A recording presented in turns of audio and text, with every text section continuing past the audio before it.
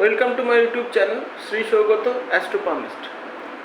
তো আজের আমি একটা বিশেষ যোগ নিয়ে আলোচনা করব।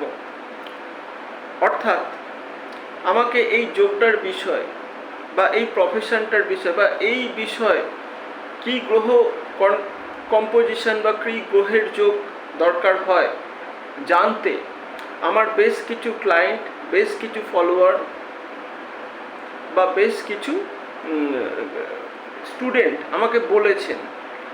কারণ সামনে ইলেকশন এসে গেছে, তো আমাকে কিছু ইউটিউব ফলোয়ার বলুন, কিছু ক্লায়েন্ট বলুন, আর কিছু স্টুডেন্ট বলুন বলেছে যে রাজনীতিতে সফলতা পেতে গেলে, পলিটিক্সে সফলতা পেতে গেলে কি যোগ দরকার হয়। তো আজকের আমি এই বিষয়টা নিয়ে আলোচনা করব। রাজনীতি একটা খুব জটিল পেশা। আবার রাজনীতি ছাড়া দেশ চলবে না। রাজনীতিতে অনেকে যেতে ভয় পায়, রাজনীতিতে যেতে গেলে সাহস লাগে। আর রাজনীতিতে সফলতা পাওয়া খুব সহজ বিষয় নয়। সাংগঠনিক উঁচু পদ হোক যে কোনো পার্টির বা যে কোনো দলের, বা কোনো টিকিট পেয়ে কোনো বড় পোস্টে ভোটে জিতে একটা সরকারি পোস্ট পাওয়া, এটাও চারটেখানি সোজা বিষয় বা খুব সহজসাধ্য বিষয় নয়। এর জন্য অবশ্যই আমাদের চেষ্টা তো লাগে, তার সাথে আমাদের ভাগ্য লাগে। আর আমাদের কপাল বা আমাদের ভাগ্য যেখানে আমাদের সহায়তা দেবে সেখানেই আমরা সফলতা পাবো। এটা আপনারা যারা ভাগ্যে বিশ্বাস করেন তারা নিশ্চয়ই এটা বোঝেন। ভাগ্য ছাড়া আমাদের কর্ম অসফল। আমরা যতই চেষ্টা করি না কেন, আমাদের ভাগ্য যদি সেটাতে সহায় না দেয় তাহলে কিন্তু আমরা সেই জায়গায় কোনো মতেই পাবো না। একটা গান আছে, ফুল তো হাজার ফোটে, একটা গান আছে, ফুল তো হাজার ফোটে পাতায় পাতায়, সবাই তো দেবতার চরণ না পায়। ঠিক আছে? তো ফুল অনেক ফুটতে পারে, কিন্তু সবাই কি ঠাকুরের পুজোর স্থানে যেতে পারে সব ফুল? সেরকম ব্যাপার। প্রচুর লোক একটা প্রফেশনে চেষ্টা করছেন, যে কোনো প্রফেশন, কিন্তু তার মধ্যে সফলতা পাচ্ছেন খুব কম লোক। অ্যাস্ট্রোলজির প্রফেশনেই বলি না কেন, অ্যাস্ট্রোলজির প্রফেশনেই সফলতা, পড়াশোনা প্রচুর লোক করে প্রতি বছর, কিন্তু সফলতা পায় খুব কমজন। যে কোনো প্রফেশন করতে গেলে সেই প্রফেশন অনুযায়ী বা সেই ফিল্ডে সফলতা পেতে গেলে সেই গ্রহযোগ অবশ্যই দরকার হয়। তো রাজনীতিতে সফলতা পেতে গেলে কীরকম গ্রহ কন্ডিশন দরকার হয় আমাদের, সেটা নিয়ে আমি আজের বলব। রাজনীতির কারক গ্রহ আমরা অনেকে ভাবি হয়তো রবি, বাট নট। রাজনীতির অরিজিনাল কারক গ্রহ হচ্ছে রাহু। রাহু ছাড়া রাজনীতি হতে পারে না। তার কারণ হচ্ছে রাহু হচ্ছে আমাদের যে সমস্ত আজকের জগতের যে পলিটিক্স, সেই পলিটিক্সটা করতে শেখায় হচ্ছে রাহু। রাহু ছাড়া কেউ পলিটিক্সে আসতে পারে না। তাহলে রাহু হচ্ছে রাজনীতির মূল কারক গ্রহ। রাহু ছাড়া রবি বা সান, অন্যান্য সরকারি বড় পোস্ট, সরকারি চাকরি, সরকারি কোনো বিষয়, তারপরে হচ্ছে মেডিকেল প্রফেশন, এইগুলো দেখে।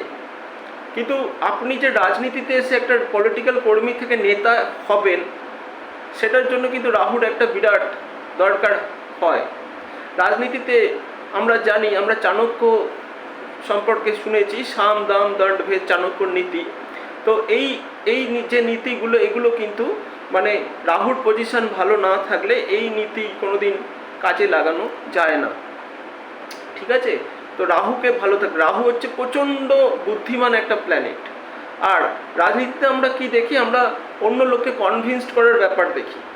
আপনাকে যে ভোট দেবে সেই বিষয়ে কিন্তু অন্য লোককে আপনাকে বোঝাতে হবে, কনভিন্সড করতে হবে। সেই বক্তৃতার মাধ্যমেই হোক বা অন্য লোকের বাড়ি বাড়ি গিয়েই হোক, লোককে বোঝাতে হবে আপনাকে। লোকের কাছে নিজের কথা পৌঁছে দিতে হবে, সে সোশ্যাল মিডিয়ার মাধ্যমেই হোক, ইউটিউবের মাধ্যমেই হোক, মিডিয়ার মাধ্যমেই হোক, ঠিক আছে? তো নিজের যে নীতি, নিজের যে জায়গা, সেটাকে সবসময় বজায় রাখতে হবে, লোককে বোঝাতে হবে, নিজের ইয়েগুলো বোঝাতে হবে, তো নিজের পলিটিক্যাল আদর্শ মতামতগুলো বোঝাতে হবে, যে বিষয়গুলোতে আপনি কথা বলতে চান বা লোককে বোঝাতে চান। তো সেটার জন্য রাহুর একটা বিশেষ অবস্থান দরকার হয়। তো আমরা জানি কর্মের কারক গ্রহ, কর্মের কারক গ্রহ হচ্ছে স্যাটার্ন, কর্মের কারক গ্রহ শনিদেব। তো কর্মের কারক গ্রহ যদি শনিদেব আমাদের কর্মকে হাইলাইট করে, আমরা যা কাজই করি না কেন সেটা শনিদেব। এবং শনিদেব ছাড়া কিন্তু সূক্ষ্ম বুদ্ধি আসে না আমাদের। কোনো বিষয়ে লেগে থাকা মানে ধৈর্য ধরে সেই জিনিসটা স্থিতিভাবে করা, সেটা স্যাটার্ন দেয়, একমাত্র শনিদেব দেয়।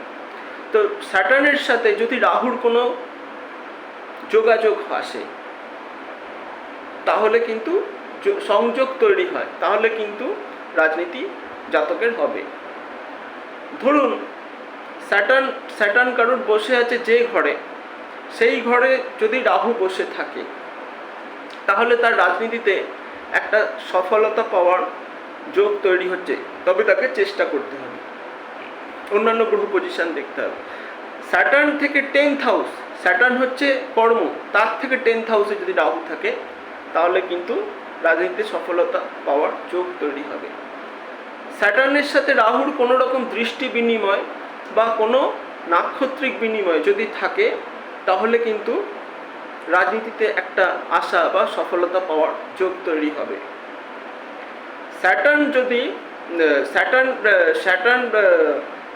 স্যাটার্নের সাথে রাহুর কোনো রকম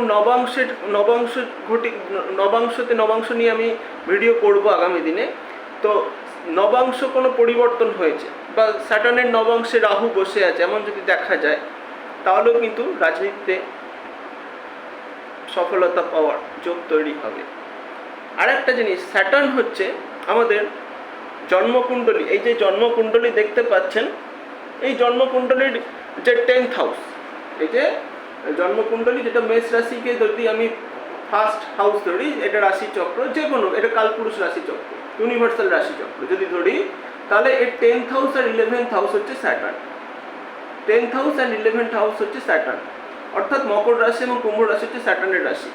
তাহলে যদি কারোর জন্মকুণ্ডলীতে 10th হাউস অ্যান্ড 11th হাউসে যদি স্যাটার্ন বসে, এই রাহু বসে থাকে, যে কোনো কারোর জন্মকুণ্ডলীতে লগ্ন সাপেক্ষে অথবা চন্দ্র সাপেক্ষে, যদি লগ্ন সাপেক্ষেই শুধু হবে এখানে, এক্ষেত্রে লগ্ন সাপেক্ষে যদি রাহুটা 10th অ্যান্ড অথবা 11th হাউস মানে দশম এবং একাদশে যদি বসে থাকে, তাহলেও কিন্তু রাজনীতিতে সফলতার যোগ হবে।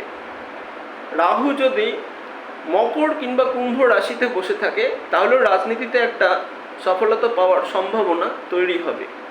তো এতগুলো কন্ডিশন বললাম, তাহলে রাহুর সাথে স্যাটার্নের সংযোগ, একসাথে বসে থাকা, স্যাটার্ন থেকে শনিদেব থেকে, স্যাটার্ন যে হাউসে বসে আছে, যে রাশিতে বসে, তার থেকে 10 নম্বর রাশি, অ্যান্টি ক্লক ওয়াইজ ঘুরে 10 নম্বর রাশিতে যদি রাহু বসে থাকে, সফলতার যোগ হবে। এখানে স্যাটার্নের দৃষ্টিটা যেহেতু 10th, 10ম দৃষ্টি রাহুর ওপর পড়ছে, সেখানেও রাজনীতিতে সফলতা পাওয়ার যোগ তৈরি হচ্ছে। রাহুর সাথে শনির কোনো রকম দৃষ্টি বিনিময় যদি হয়, রাহুর দৃষ্টি শনির ওপর, শনির দৃষ্টি রাহুর ওপর যদি পড়ে, তাহলে কিন্তু রাজনীতিতে সফলতা পাওয়ার যোগ তৈরি হবে।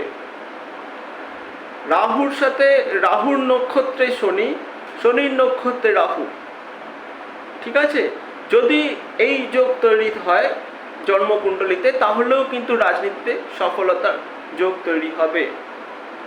যদি নবাংশতে শনির রাশিতে বা শনির নবাংশে যদি রাহু বসে থাকে, তাহলেও রাজনীতিতে সফলতা পাওয়ার একটা যোগ তৈরি হবে। যদি জন্মকুণ্ডলীর লগ্ন সাপেক্ষে দশম এবং একাদশ ভাবে রাহু বসে থাকে, বা দশম বা একাদশ ভাবে রাহুর কোনো রকম দৃষ্টি থাকে, তাহলেও রাজনীতিতে সফলতা পাওয়ার যোগ তৈরি হবে। এবারে আসছি, নির্বাচনে জিতে সরকারি এককভাবে সরকারি উঁচু পোস্ট, এইগুলো পাওয়ার বিষয় যখনই দেখা যাবে, এই যোগগুলোর সাথে যদি রবির পজিশন খুব ভালো থাকে, চন্দ্রের পজিশন ভালো থাকে, চন্দ্র আমাদের স্টেট গভর্নমেন্টকে নির্দেশ করে, রবি সেন্ট্রাল গভর্নমেন্টকে নির্দেশ করে বা সরকারি বিষয়টা নির্দেশ করে, তার সাথে সাথে বৃহস্পতি আমাদের অ্যাডমিনিস্ট্রেশন নির্দেশ করে, এগুলো কেউ বলবে না। মঙ্গল আমাদের প্রশাসন নির্দেশ করে বা সুরক্ষা নির্দেশ করে, এই বিষয়গুলো থাকতে হবে।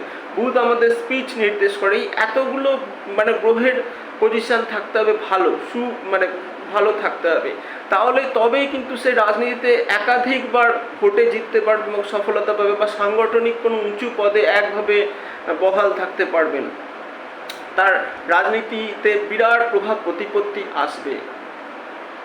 বোঝা গেল? তো এই হচ্ছে রাজনীতিতে সফলতা পাওয়ার যোগ। রাজনীতিতে সফলতা পেতে গেলে হাতে কি কি যোগ থাকে এটা নিয়েও একটা ভিডিও করার ইচ্ছা আছে, দেখা যাক। হাত নিয়ে ভিডিও একটু কম হচ্ছে ইদানিং, আমি হাত নিয়ে তো ভিডিও করি, এবার সময় পাচ্ছি না, আমি করব। রাজনীতিতে সফলতা হাতে কি যোগ থাকলে, কেননা বহু লোক আমাকে রিকোয়েস্ট করেছে যে রাজনীতিতে সফলতা পেতে গেলে কী হবে, সামনে তো ইলেকশন। ঠিক আছে, তো এই গেল কথা।